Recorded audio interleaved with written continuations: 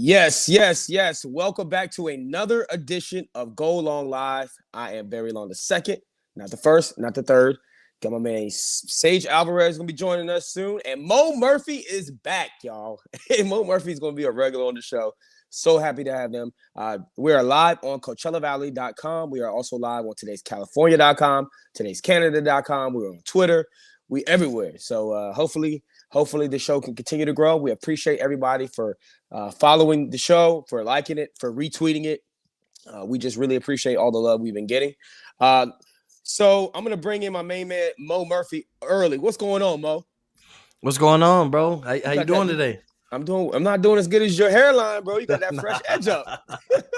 Yeah, I had to get a haircut, man. It's been a minute. That's what's up, man. My man. So yeah, today we're gonna be discussing some NFL news. We've heard Jon Gruden has now not been allowed in the Ring of Honor for the Tampa Bay Buccaneers anymore. They are removing him from that. So we'll talk about that here shortly.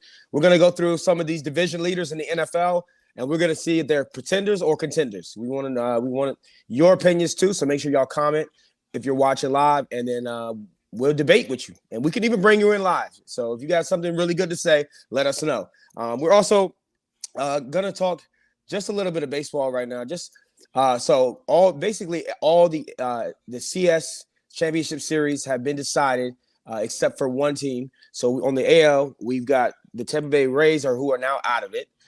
We got the Astros versus the Red Sox, two classic AL teams, and they've been good for a while. So it'll be interesting to see who wins that series. And the Dodgers are, trying to beat the Giants to see who's going to face the Braves in the NLCS. So that's going to be a game five, the only game five that we get from the NLDS or ALDS, the division round, and we will see Logan Webb versus my main man Julio Urias. So the Dodgers, it's going to be big. That game is tomorrow night. But now let's talk Jon Gruden, man. Jon Gruden. We know all the emails that came out. He's using misogynistic language. He's using anti-gay language. He's using racial language. It's just a very, very tense situation that happened, and we are we are 2 days into this thing where he's already been fired from the Raiders or resigned from the Raiders. Now we're finding out that he is going to be removed from the Tampa Bay Bucks Ring of Honor. Now a lot of people don't remember his record in Tampa Bay. He was 57-55. He was there for 8 years. He won the Super Bowl his first year there. A lot of people thought that was Tony Dungy's team to begin with. Tony Dungy built that team. He just kind of gave them a different type of energy and put them over the hump. But how do you feel about Jon Gruden being removed? Do you think it's gone too far? Because technically, none of this happened when he was with Tampa Bay. He wasn't even working in the NFL when all this happened. So do you think it's gone too far, or do you think that they made the right move? Do you know this such a touchy subject to really weigh your full opinion on? Because if you don't feel the way the rest of the public feel, then you're against them. But they felt pressured, and I feel like they had to. 2021 is a different time than 2011. Let's just, period, point blank. I don't think it would have went this far had this been 2011. But now, the awareness of what's offensive to what communities, racism, sexism, all that is at an all-time high to get rid of that and try and really be created as equal. So the Tampa Bay Bucks had to do what they had to do. And the old school mindset about, this isn't the old days anymore.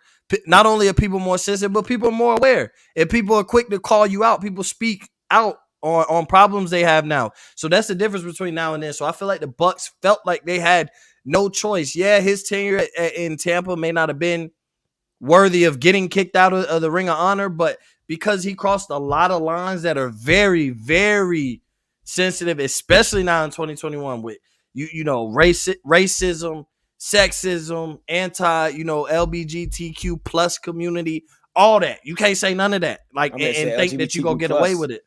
Yeah, I mean it is plus. I've seen the plus, but it's plus because if I was missing a letter, if I was missing I don't want to get it wrong, but it is if you say something about that community or racism or something, you get condemned now because there's social media. People can speak out, and you can be put as organizations as players or whatever, you could be put in weird spots. So I think the Bucks did what they felt like they had to do what's best, because this is what John Gruden is now going to be known for. It's not going to be about a Super Bowl. It's not even probably going to be about the wonderful time. I mean, he was great on Monday Night Football. Let's just be honest. Like, we can't take away from what he had established prior to this, but he's not going to be known for the Super Bowl. He's not going to be known. He's never going to get another job. So you did what?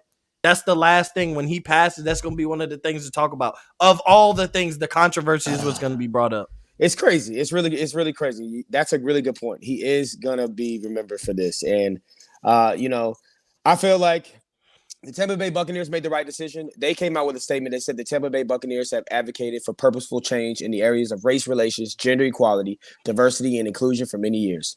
While we acknowledge John Gruden's contributions on the field, his actions go against our core values as an organization. Therefore, he will no longer continue to be a member of the Buccaneers Ring of Honor. I think that you're right. This is 2021. And we've seen a lot of people in this cancel culture get canceled. And right now they're trying to cancel Dave Chappelle. And a lot of people that's not going to happen. That one not going to happen. I'm just throwing. I just want to throw that out there. That's not going to happen. See, in my opinion, comedians, they're supposed to, dig at certain things. You see a lot of comedians that talk about race, that talk about sexual gender equality. And at the end of the day, I feel like comedians, that should be one of those things where it's a tier where, it's not really should be touched, because they're supposed to make us laugh. They're supposed to say outrageous things. They're supposed to cuss. So, and controversy is funny. Like, at the end of the day, controversy is funny. That's what it is. It's entertainment. Yeah, absolutely. So, I mean, John Gruden no longer a member of the Bucks Ring of Honor, and who knows what the fallout's going to be.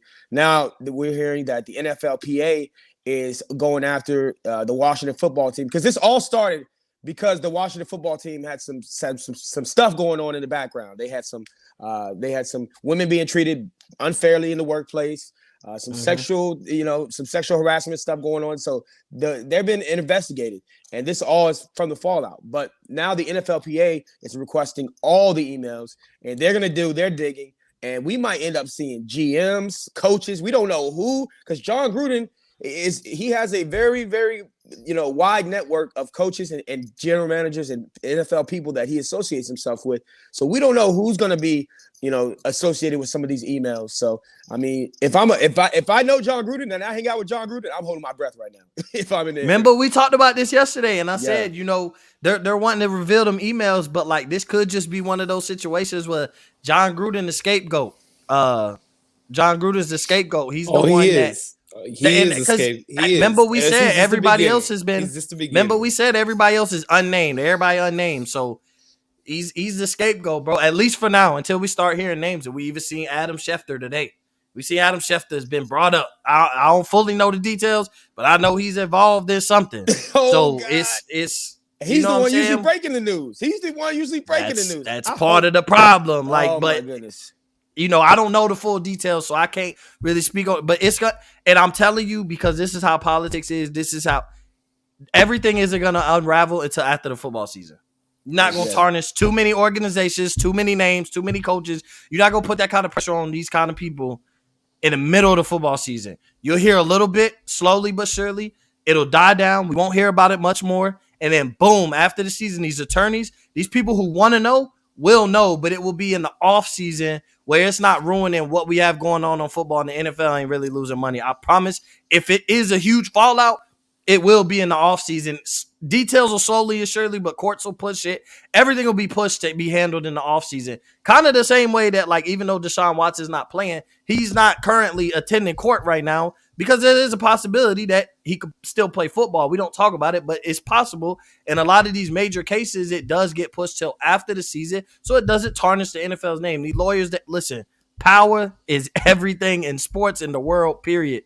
And lawyers and people with money got the power. Yeah, and you're right. The NFL's not looking too good on the legal front right now, because they got this whole Deshaun Watson situation that they don't really know what to do with.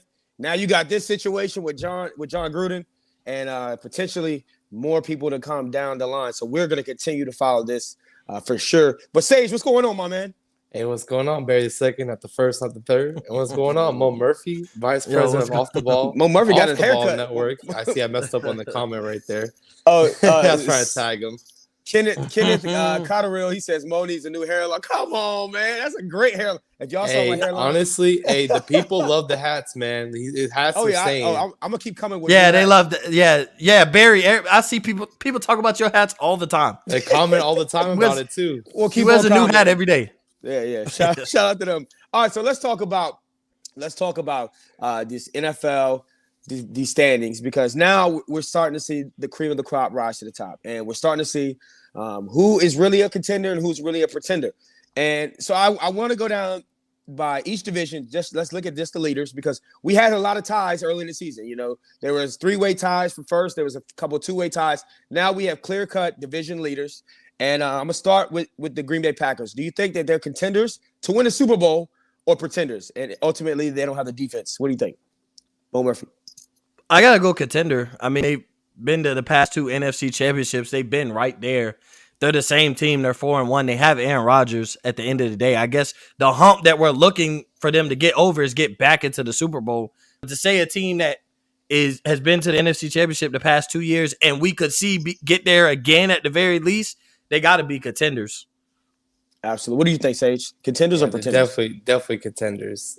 Easily, they got Aaron Rodgers. That's honestly enough for them to get back into the mix. As look what Brady did for Tampa. Got them right into the mix. Just all he had to do was just show up. And I agree. I think they're contenders. If they have one weak spot, it will be that defensive side of the ball, and that's secondary. But ultimately, you got Aaron Rodgers, you got Matt LaFleur calling beautiful plays. They got the best wide receiver in the game. So I mean, if it is a shootout and their defense doesn't play particularly well, then I like my chances with Devontae and Aaron Rodgers, because they're going to win a shootout, no doubt. So I do like them as contenders. What about the Cardinals, the Arizona Cardinals? Now, they're 5-0, best team in the NFC right now. They're looking really good. They won close games. They won, you know, in convincing fashion. Do you think they're contenders or pretenders, Sage? They're contenders. He said, They're I was kind of smooth. They're contenders. The Cardinals are contenders. contenders. Right now, here's the problem with them is they're in a really tough division. It's gonna, to me, we're gonna see their true colors coming up, and we'll see. I love the formula. It's the receivers that makes their team so dangerous. If you have AJ Green out there still performing at a high level, it's gonna be really hard to stop him. If he plays that well, he makes our whole entire offense just devastating. Most teams don't have more than 2 corners. Yeah. I'm gonna actually go pretenders, because they have beat the Rams. They beat the brakes off the Rams, and you know they beat a tough 49ers squad. But I really we don't know what they are until the ish hits the fan. Okay, so once stuff hits the fan and they start having some adversity, do we know if Kyler Murray is able to lead them to a Super Bowl? Is Cliff Kingsbury going to be as good as he's been so far? Is that defense going to hold up? So yeah, right now I'm on the fence, but I have to go pretenders. What about you, Mo? I'm riding with you. Pretenders. Kyler Murray's playing at an elite level. Could be the front runner for MVP. I think it's personal preference at this point. There's a few guys that could earn it, but he's right there with everybody. But I'm with you. Like they beat the Rams, but I look at the recipe, everybody's recipe to winning. And the regular season is still a lot different, just like every other sport. The regular season, your recipe to win in the regular season gets you an extra game or two. But when it comes to the playoffs, what do you do well? And what do the Rams do well? They play defense.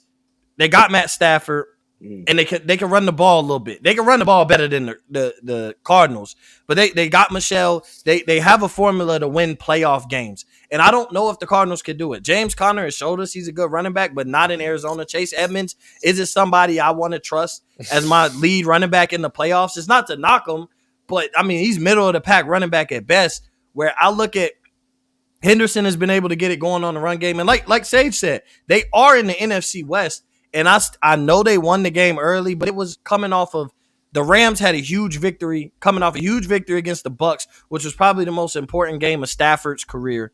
So, the Cardinals were able to take advantage of them coming at a vulnerable time.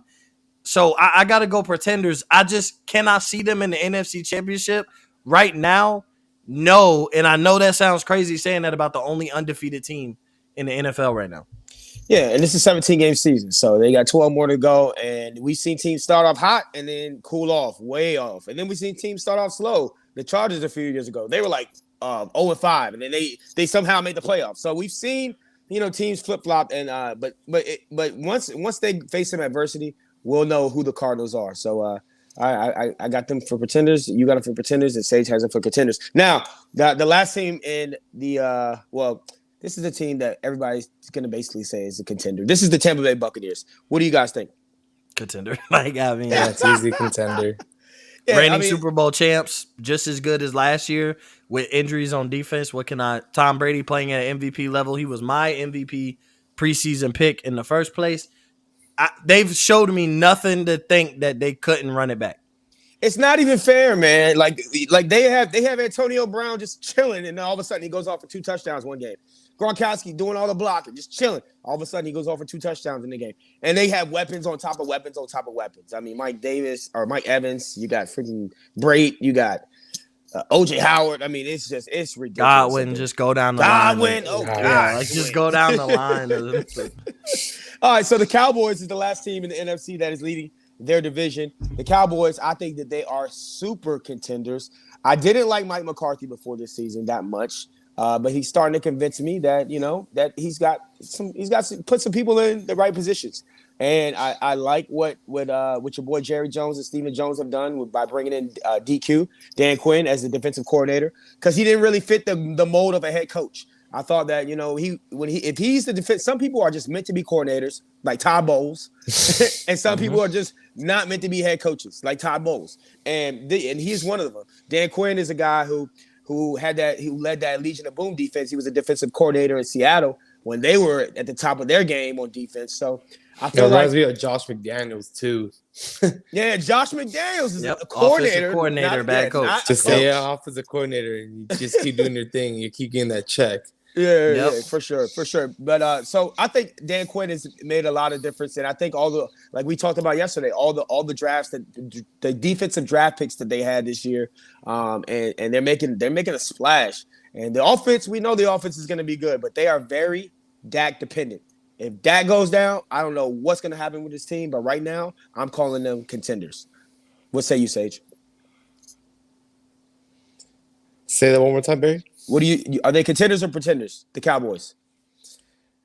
Cowboys are definitely contenders. Come on now. To me, you got Dak, who's playing. To be honest, I'm envisioning the Dak going into the playoffs, not the Dak that we're seeing right now. Dak's going to take over to another level. He's going to get more comfortable. He's just coming off that injury, so give him more than half the season. Off the line takes care of him. He's gonna get better and better. I don't think we've seen the best of Dak yet. That's what I'm thinking. We haven't seen the best of him yet. What about you, Mo? We know you're a Cowboys fan.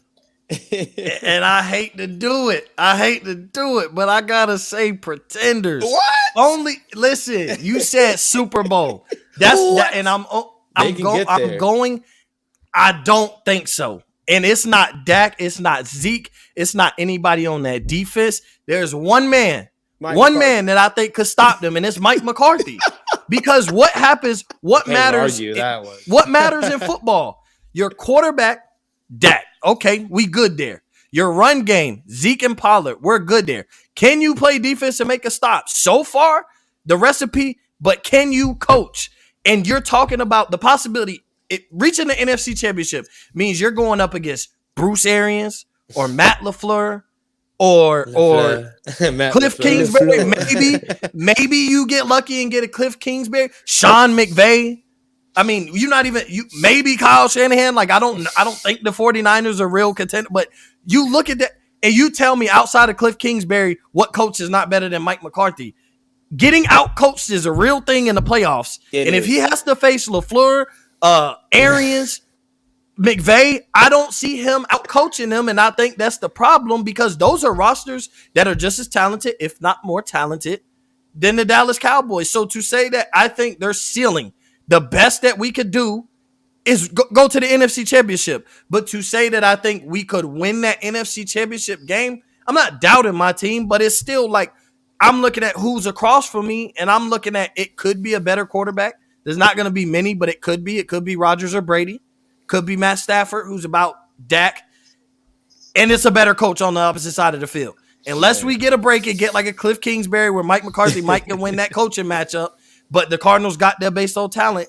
That's why I say that. I think the ceiling for this team is NFC Championship appearance. And they could lose a close one where they look like they should have won the game. But I think that's their ceiling. I don't see yet.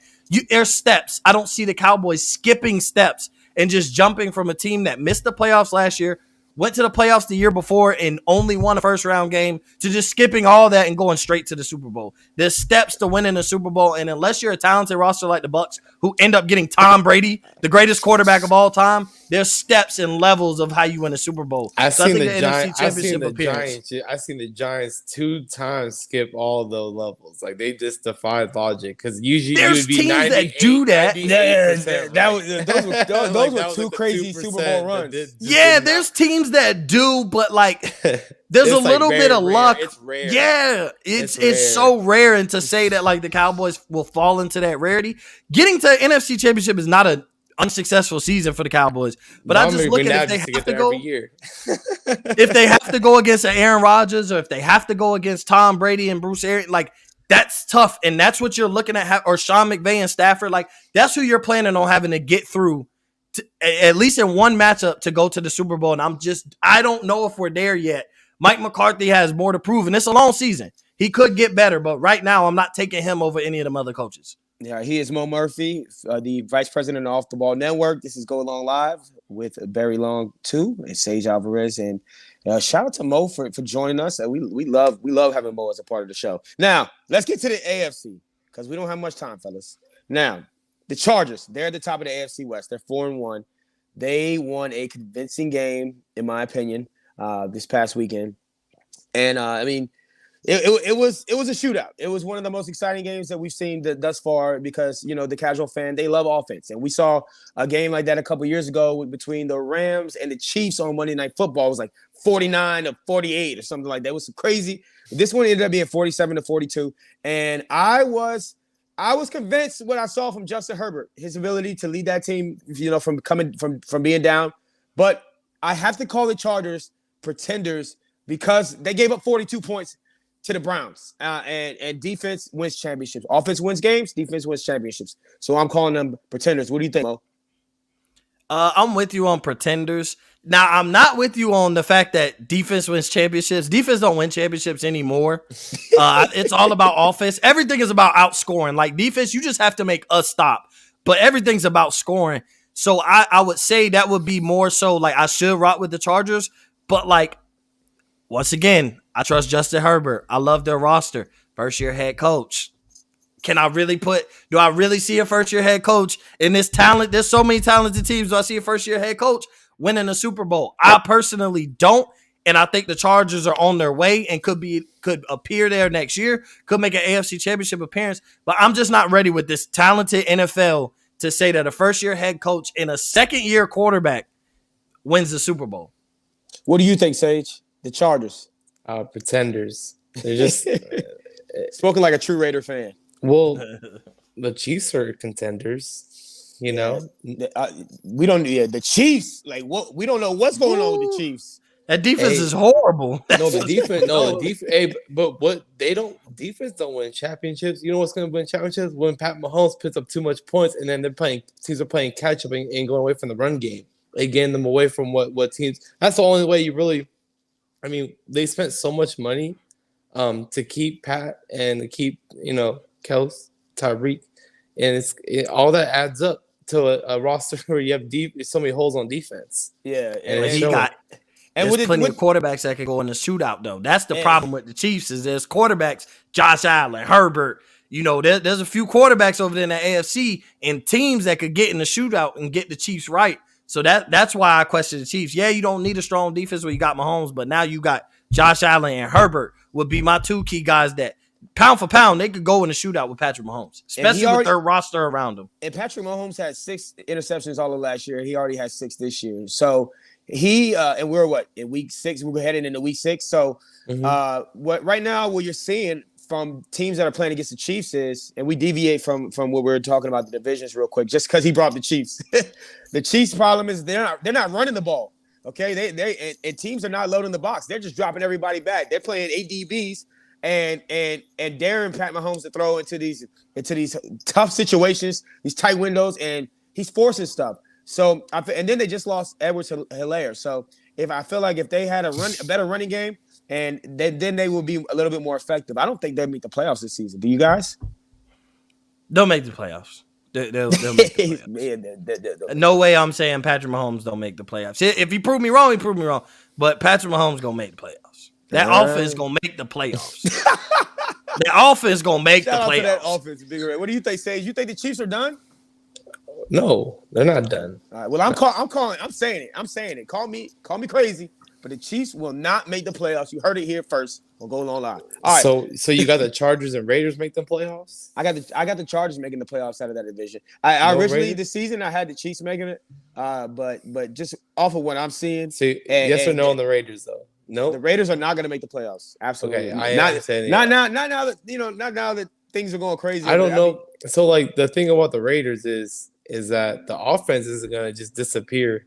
If anything, I hope they make better play calls because the last the Bear whatever game plan they had was trash. Yeah. I just don't get it. We have a way better passing game, and we were running the ball on a defense that's going to stop us on the run game. And it was just like, what were they thinking? It was disaster. And maybe it's a blessing in disguise for the Raiders to have Gruden away, especially he can't. There was no way he's gonna live past the emails. That was crazy. Yeah, it was. And he is a scapegoat over that because he is just I have some insider source on some big time names, and it does not look good.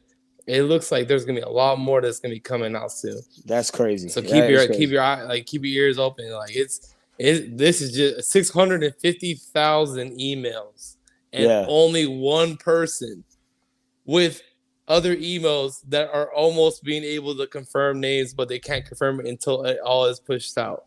I just hope that John Harbaugh, the Ravens head coach, isn't involved in this whole scheme and this whole spider web that we're gonna see. I doubt it. But let's talk the Ravens. I doubt it too. Let's talk the Ravens. The Ravens are ahead of the division, 4-1. Are they pretenders or contenders?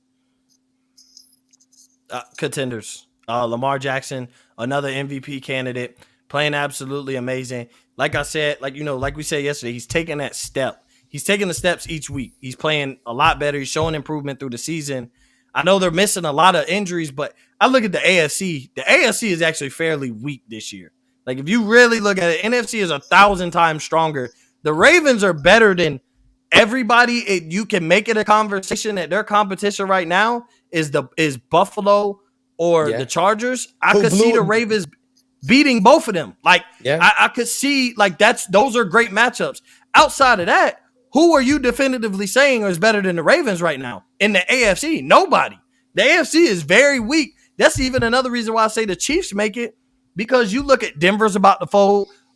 Vegas fired their coach. So it's an interim head coach. Like, what do they do? You don't know what's going to happen there. It's all in a new philosophy. The AFC South is horrible. Even Tennessee is going to make the playoffs because they're just like the NFC East last year. Somebody got to win that division. So outside of that, there's only 3 teams in the AFC, maybe 4 if you want to count Cleveland, that I could even see getting to the Super Bowl. Outside of that, I don't even care about any of them appearing in the playoffs, and the Ravens are one of them. I'm looking at the AFC right now, and wow, you are right. This is the weakest I've ever seen. It's AFC. bad. I can't remember. It's horrible. So the Chiefs might, but it's because Brady left. I already said it. Blame it on Brady. I gotta stick to it. I still gotta. He's only got it. It was Brady and Peyton leading the way. If really it was a stronghold of those two names that made the AFC stronger than it ever was. Yeah, because Patriots have a chance. Because Patriots always winning, are always in the in the Super Bowl. It's like, they just, the illusion of the AFC was just a lot stronger with those two leading the way. Absolutely. And we basically do we think that Tennessee are, because we don't have much time, fellas, do we think Tennessee are pretenders? They're pretenders. Pretenders. What about the Bills? Are the Bills legit? Yeah, they're legit. They're They the are favorite in the legit. AFC right now. They might be the They're favorite to too win the legit Super to Bowl right quit. now. If you guys, he said too legit to quit. If you remember the playoff game last year between the Bills and the Ravens, the Bills beat the brakes off the Ravens, and what they did was they shut down the middle of the field and they forced Lamar to try to throw outside the numbers, and he literally couldn't do it last year. Right. And he ended up getting injured out of that game. So that's going to be a real tough game for the Ravens. But yeah, I think the Bills are the top of the AFC right now. And in my opinion, they're the best team in the NFL. But that could always change. We never know. And you never know with Pat Mahomes. All right, so tomorrow, guys, we got some serious topics we want to talk about. We didn't get to today, but we will talk about it tomorrow. Talk some basketball tomorrow. Want to talk Kyrie Irving. He is refusing to get his vaccine. And because of the new law in New York, in order to go inside of an indoor gym, you've got to have at least one COVID dose. So all the other Brooklyn Nets have complied except Kyrie Irving, who's one of their big three. And that means he's automatically disqualified to play 41 home games. And he might not even travel with the team to the away game. So we're gonna talk about that and see what develops. Maybe they'll trade him. Maybe he'll go get a vaccine eventually. We'll see. But we'll talk about that tomorrow. We'll also talk about Ben Simmons. He might be coming back to the 76ers because they're finding him a lot of money. We'll tell you exactly how much tomorrow. And we appreciate everybody for tuning in. No, Mo, let them know where they can find you, bro. Yeah, at Up in Flames Pod on Twitter, Instagram, at Mo_Cheese15. Like Barry said, I'm going to be a regular, so it'll even come to the point. Hopefully, if y'all love what I'm putting out, y'all done already follow me, and I ain't got to do that because I'm working with these two lovely gentlemen, and that's all we going to do is put out great content. But I appreciate y'all for having me on once again. For sure. Mo always be killing it, man. Sage, tell them where they can find you at, brother. And you can find me at SageDub on Twitter. You can find me at SageDub on Instagram. And on Facebook, you can find me at Sage Alvarez. I just a friend. And you can find me on Twitter at Radio Barry Long. And I'm also on IG at Barry Long _2. And on Facebook as Barry Long _II for the second. All right, we'll talk to y'all tomorrow. Y'all have a great night.